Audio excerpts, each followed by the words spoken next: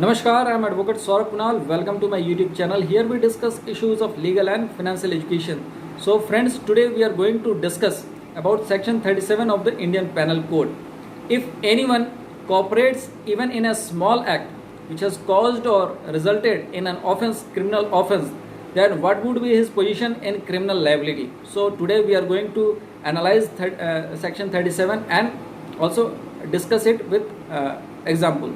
But before that, I request all of you to please subscribe my channel if you have not subscribed it yet, and also press the bell button to get the notification of all the updates.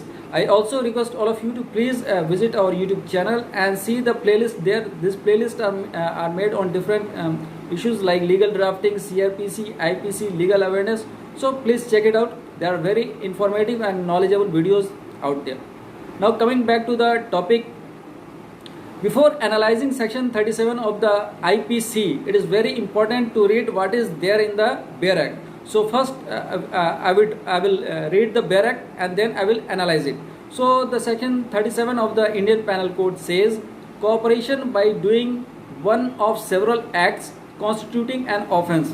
When an offence is committed by means of several acts, whoever intentionally cooperates in the commission of that offense by doing any one of those acts either singly or jointly with any other person commits that offense.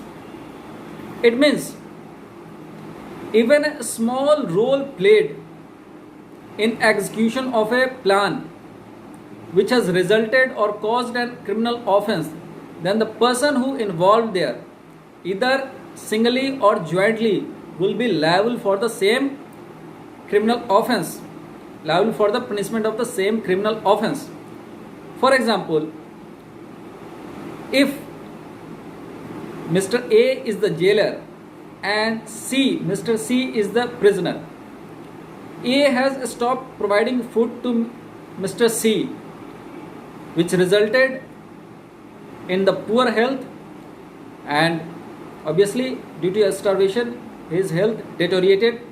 Now after a while Mr.